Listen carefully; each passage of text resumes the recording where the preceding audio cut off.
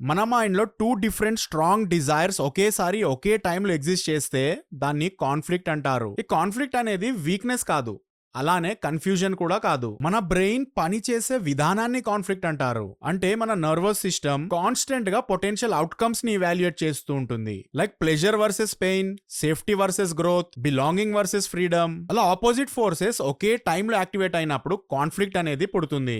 ఈ కాన్ఫ్లిక్ట్స్ లో two categories ఉంటాయి. ఎక్స్టర్నల్ కాన్ఫ్లిక్ట్ మనం బయట చూస్తూ ఉంటాం.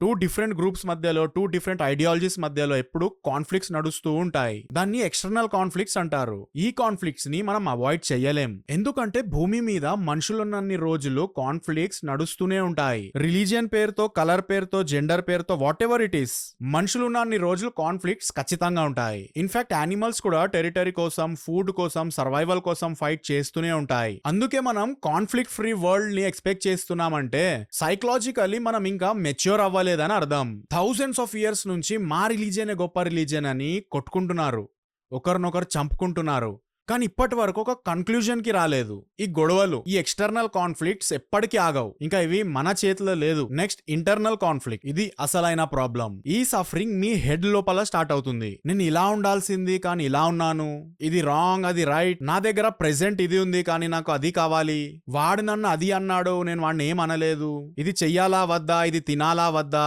ఇది చేస్తే వాళ్ళేమనుకుంటారేమో, ఇప్పుడు ఇది చేస్తే అవతల వాళ్ళేమనుకుంటారేమో. ఇలాంటి ఎన్నో కాన్ఫ్లిక్ట్స్ ప్రతిరోజు మన మైండ్ లో నడుస్తూనే ఉంటాయి.